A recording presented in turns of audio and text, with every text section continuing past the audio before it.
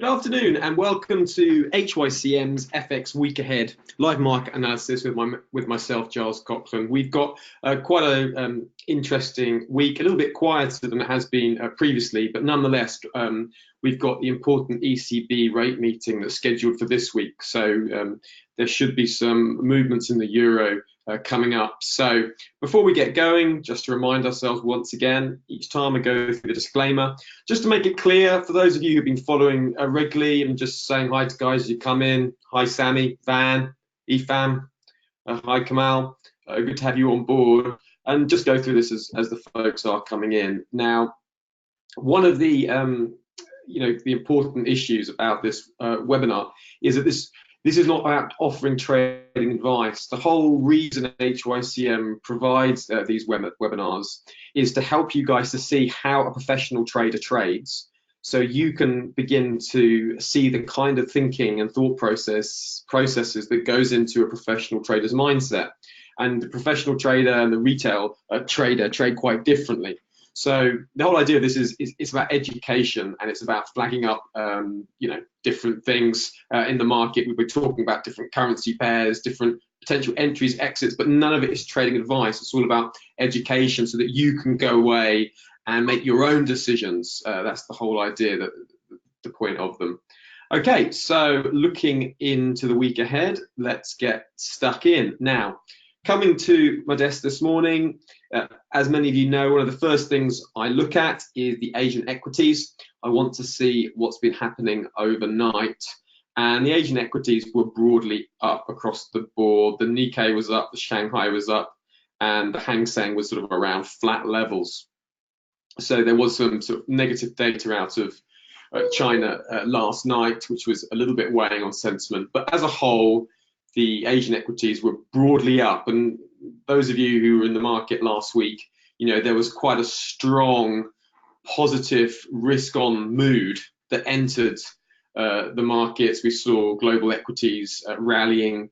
We saw a change in risk appetite. So that's sort of, whenever you get a weekend, you've always got a reset for the Monday. So that's kind of what the market does. You have all the ups and the downs of the week, and then the market closes on Friday, and then we start again Monday. It's kind of a fresh week, a fresh start. And so the start is we're carrying on that risk on tone. Again, here's a little summary with the intermarket correlations. Yeah, hi Sammy. Good. I'm just checking that you can hear me. I always check if people hear me, but I forgot to this time. But I seem to be coming through okay. Okay, the intermarket correlations.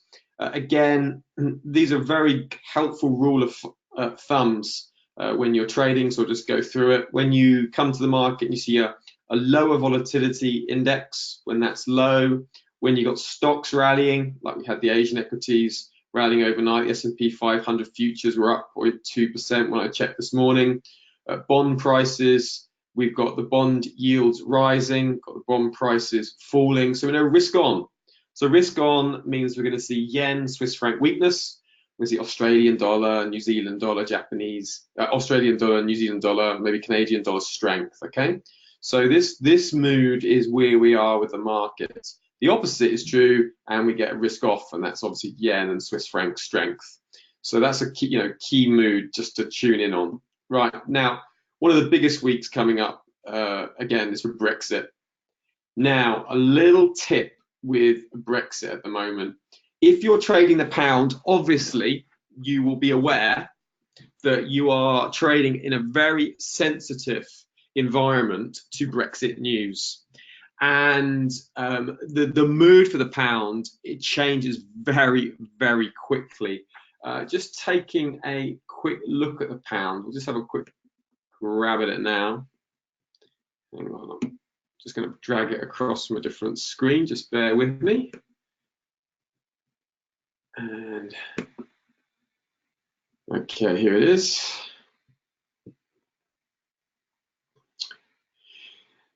A tip, whenever you're trading the pound, one of the key things to be aware of is that mood that's changing so fast. Okay, and with a fast changing mood, what we need to be aware of is take the profits when they appear. Okay, take the profits as they appear. Now you can see, look, this was a broken trend line on the daily charts, that descending trend line. We've got very key weekly level. If you zoom out, you'll see that that's you'll see that that level is very, very key weekly level. Just zoom it out there, and you'll see that. Let's go to the weekly charts a bit easier. You can see that 1.20 level. Okay, very key level. Going back to the daily chart, and we can see we got a descending trend line,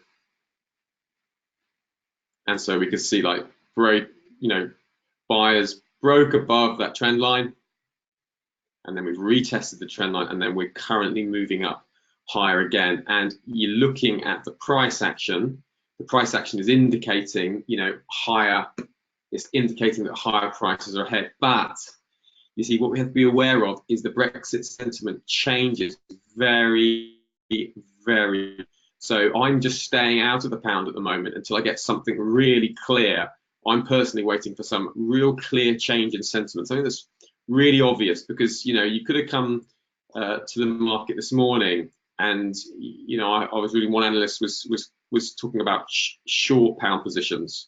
Obviously, the pound's rallying, and it's because there's so many different factors going on. Germany. Germany is considering the creation of a shadow budget. There's so many different factors with the pound at the moment. You've got issues like Boris Johnson's the election coming up. You've got court hearings happening. There's so many different factors. So you don't want to be. If you are in profit in the pound, take the profits as they appear. Don't wait for the home run. Don't wait for the 300, 400, 500 point move, because we're probably going to get sort of 100 point move up, 200 down, 100 up, 200 down, constant kind of ping-ponging on the different headlines. So be aware for that. And here's some of the key Brexit dates that we've got coming up. UK Parliament is due to be prorogued today. So it's due to close until October the 14th, the Queen's speech. So here's some of the key dates. You can just take a screenshot of those key dates. There's no need for me to go through them. But if you look at those dates, you can see that there's a lot of very important dates ahead that could move the pound one way or the other. So the best approach, in my view, is to kind of take the dead simple sentiment shifts as they occur. But I'm not trying to second guess them when I'm not sure. And with so many variables, it's very hard to be really sure at the moment. So the scheduled Brexit date is October 31st. So as it stands, Britain is still intending to leave the European Union on October the 31st. So that is a key date and is still due to happen. But what will be happening now, we've got the Ben Bill, which is to delay Brexit, is due for royal assent by the Queen today. So once the Queen's given her royal assent, the bill becomes a law.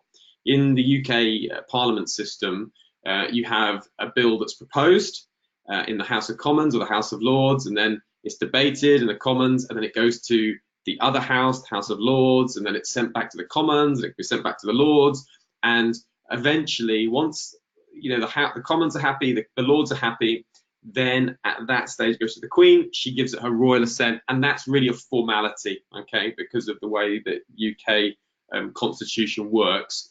The Queen has to give it assent, but essentially it is just a formality.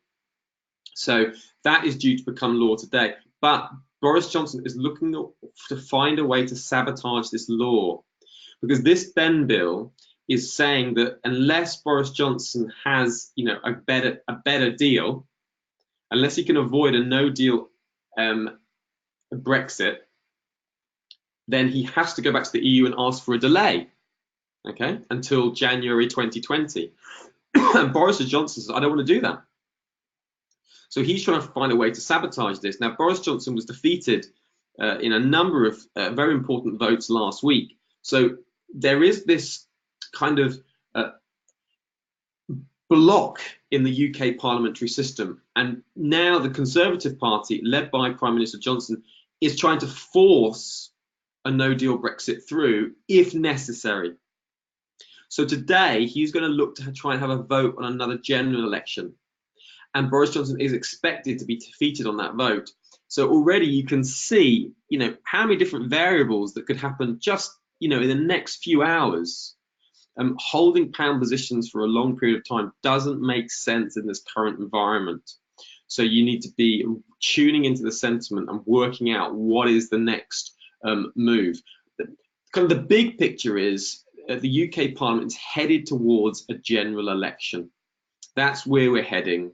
And the idea, if we have a general election, perhaps a new majority will form and it will destroy that kind of, traffic jam that is happening at the moment, with not enough MPs to vote the bill yes, and not enough, just enough to vote it down. So Boris Johnson doesn't quite have enough support yet. So the idea, if he goes to the polls, if he goes to the have an election rather, that he will get enough majority. Now this is from a website called Politico, which is the poll of polls information. So at the moment, according to Politico, the Conservatives are seen as having a 33% lead versus a 26% Labour at second place. And the Brexit Party, which obviously just came in recently with Nigel Farage, formerly of the UKIP party, is on 13%. Okay, so 13% plus the Conservative. If the Conservatives joined up with the Brexit Party, if there was a general election and they won a majority, then you see a no-deal Brexit becomes much more likely. So that's the risk with the election. But at the moment, MPs don't want to allow Boris Johnson to call an election. And of course they don't, because they can see that they potentially are going to lose an election, and they don't want to, fall into a trap from their perspective where they call for a general election and they end up losing the power that they currently have. So you can see it's very, very complex and difficult. So tip, trading the pound, take the profits as they appear at key levels, okay? So if you're hitting like 100 exponential moving average, 200 exponential moving average, you've hit on a trend line, you've hit to a key support or resistance level, and that's the place to take profits. Now, if we get something that is a total game changer, so for example, Britain agrees on the withdrawal agreement and we agree to pass the withdrawal agreement, that's going to be a massive boost for the pound. Or say, Boris Johnson and Michel Barnier, the EU Brexit negotiator, says we found new progress, we found a way forward. Then you can see the pound rally. Now they're the kind of moves that are going to last when it's more, it's something more concrete. But when it's this, there's a court case coming up, or the vote's going to be voted down. Yes, we can see that short term Boris Johnson is being prevented from having a no-deal Brexit. Okay, short term that is the case. So you can see that is why the pound has been rallying. Okay, that's the expectation. Short term Boris Johnson is going to have his hands tied. So that would lead to thinking, well, okay, that's a buy on the dips. You'd expect buyers on the dips. But it's not a move that I'm wanting to get into because of the volatility. You've only got to be away from your desk for a little bit of time, and a different news story comes out. So for me, I'm waiting, and I'm ready, to jump in if there's something that is significant. Otherwise, I'm just waiting on the trade on the sidelines. I hope that helps. Okay. Now that's Brexit, and that'll be going through the week. Now, in terms of the week ahead, the major event of the week is the ECB rate meeting. Now, this is what the ECB. Let's just change that.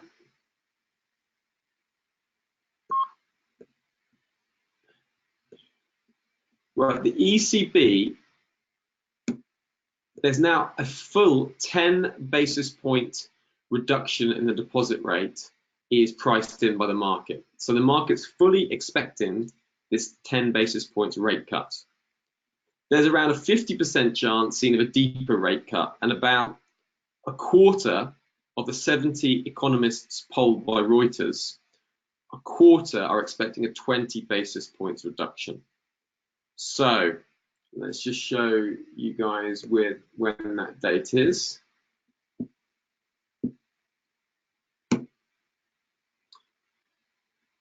So the ECB rate meeting is on Thursday. It's happening at 12:45 British summertime, and there's a policy statement afterwards, and there's the press conference, 45 minutes. So once again, key issue.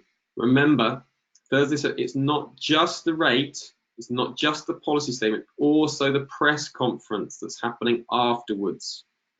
So you've got to take those two events together, because you know, you'll get a different reaction during the press conference sometimes to what's happened in the rate statements. Now, looking to what to expect. Okay, now if the ECB cut rates by 10 basis points and restart quantitative easing, we could expect the euro to potentially rally on a kind of sell the rumor, buy the fact trade. For those of you who've been following me for a while, you know that, you know, sell the rumor, buy the fact. You know how that works. When something's really expected, when the event happens, there's no one left to get into the trade. So this is one potential for the euro. The euro, expecting it to be weak into Thursday's rate meeting.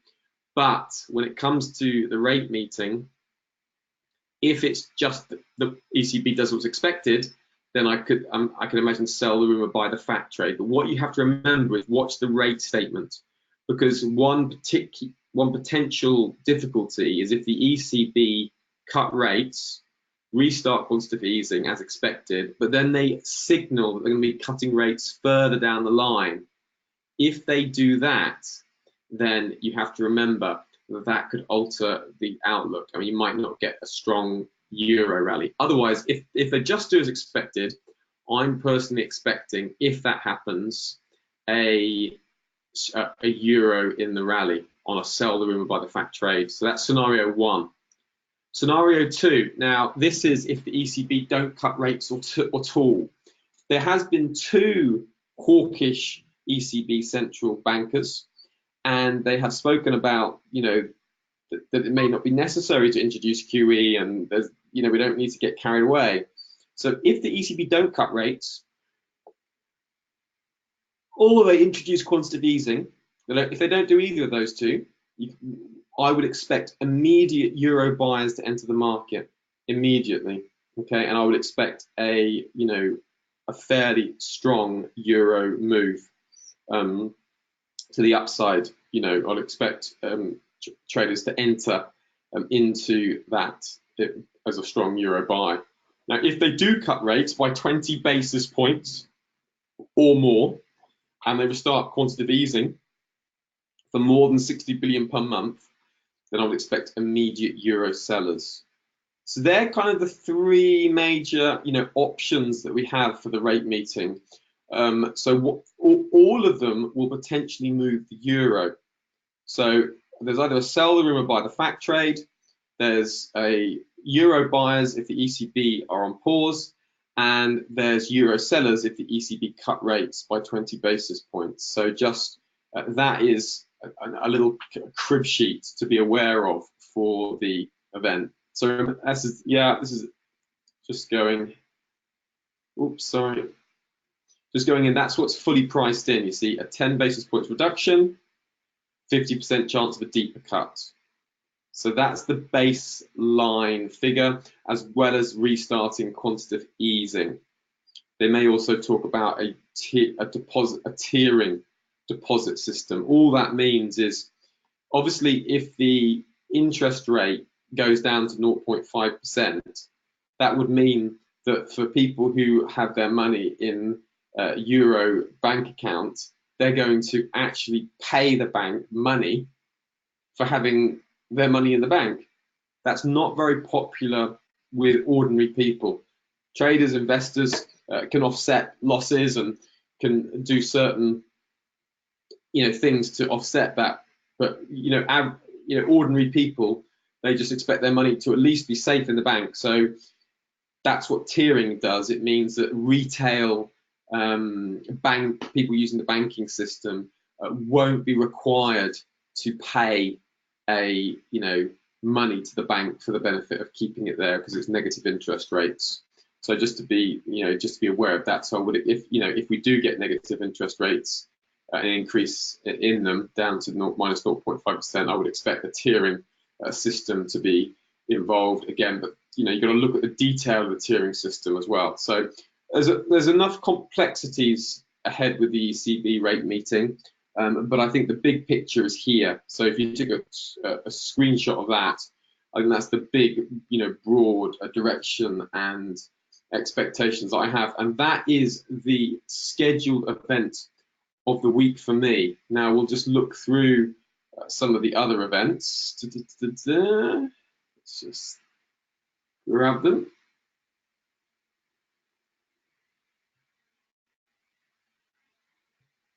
We'll go to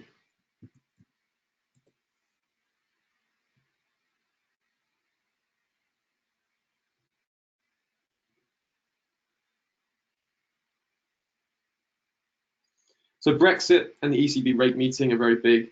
Right, we obviously have the GDP data out today, manufacturing production. This was good data for the UK, and it means that the UK is unlikely to go into a technical recession. So that's been a surprise across the board, and that was helping the pound to be brought up today. We had the slightly worse data out of China overnight, and that worst data was concerns that the US-China trade war is starting to be felt by the Chinese. Obviously, the Chinese government, the People's Bank of China, have cut their reserve rate ratios by 50 basis points last week. So that's been supporting for risk. Obviously, that's not great news, and so that will be in the back of traders' minds, but it's not really affecting risk sentiment yet at the moment. Tuesday, obviously got some new loans data out of China, but not necessarily market moving, but any data from China is worth watching.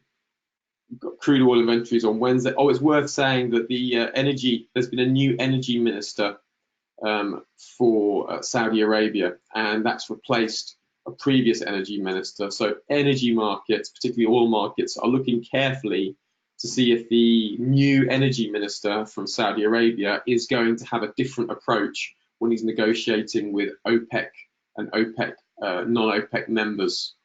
So the question is, will that impact the policy of Saudi Arabia, and particularly their policy within OPEC and to non-OPEC countries? So that's one to be aware of for oil prices. We've covered the euro, the rate statement. Don't forget the press conference as well. We have CPI data as well out for the US. I mean, US data at the moment, I sort of shifted. I'm in a more neutral bias now for the US dollar, because we had Fed Powell speaking on Friday last week, and he was probably one of the most optimistic that I've heard him, and that is the last time the Fed speaks now. That the Fed's now in that blackout period before the rate meeting. So CPI data is going to be eyed carefully, particularly the core CPI data. We've had low energy prices recently, so that's not going to, often it's oil prices rising that helps support US inflation, so that won't be a factor helping inflation this time. But nonetheless, it will be eyed carefully, that data. But the US, as I said, has gone to a more neutral bias now, so that's something to be aware of. And obviously retail sales on Friday, which are expected 0.1%, 0.2%, and CPI expected 0.1 and 0.2% as well. So when you're putting that all together, it's kind of, if it wasn't for Brexit, it would potentially be quite a quiet week. But obviously the ECB rate meeting is a key meeting that's coming up. So that's one definitely to have in your diary for Thursday, because that could potentially move the market. So, sometimes you get quieter weeks than others. Obviously, a sentiment to watch is the US-China trade war that's been going on. And the problem with the US-China trade war is that each time, I think it's 6 or 7 times, Donald Trump has kind of, suggested that there's a deal coming, or they're gonna work something out, and each time that deal hasn't materialized and things have taken a negative turn. So I'm expecting the same thing to happen again. So that's another thing that I'm looking out for. I'm looking out to see if we get a sudden risk sentiment change. So, and the pair I've been looking at is this pair here.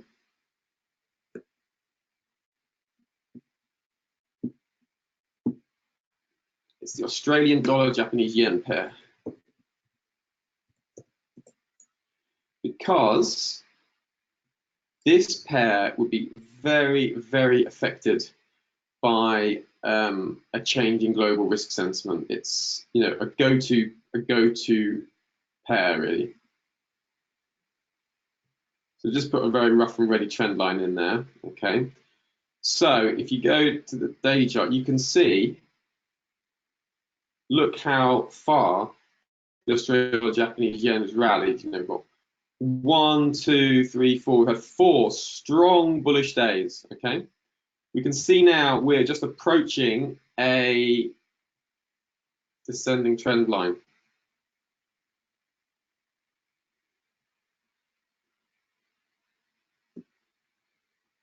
So look, 1, 2. So if you put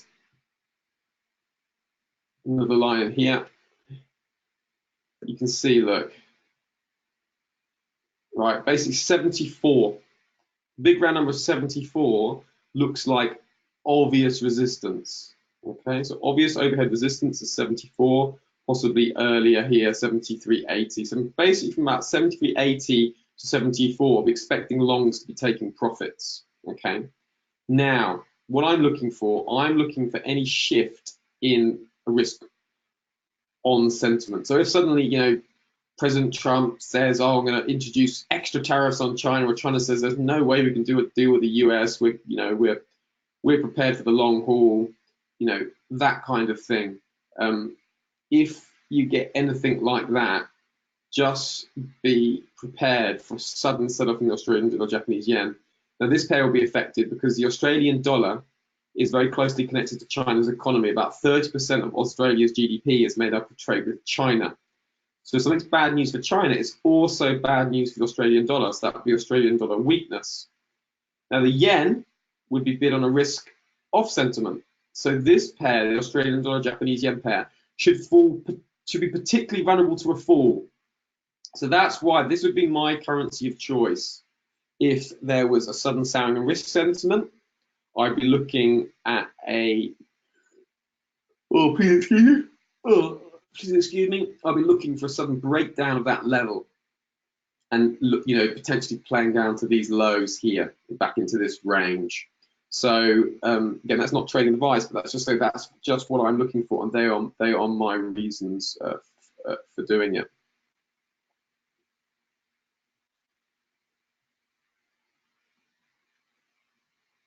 And that is the main data that we have out for the week. Don't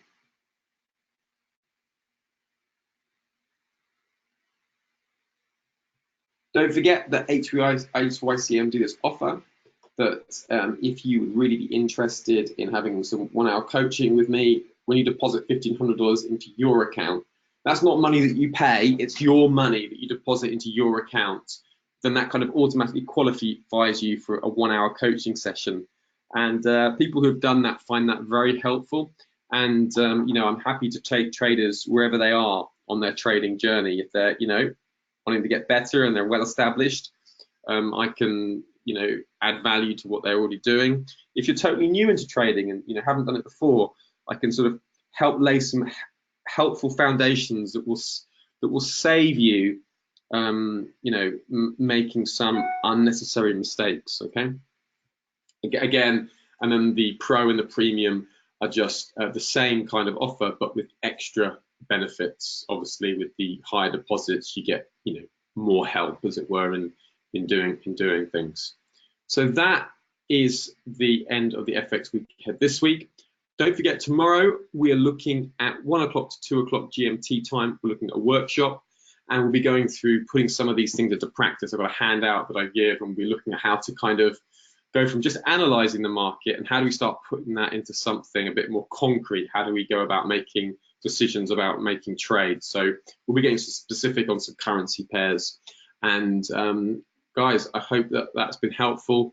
The key event for this week is the ECB. That's the one to be really looking out for, Thursday. So don't miss that. And remember, be very careful trading the pound on all these Brexit headlines. There's opportunities, yes, there are, but be very careful about holding the pound for a long time on such changing sentiment. Okay, guys, stay safe, and I look forward to seeing you tomorrow. Thanks now. Goodbye.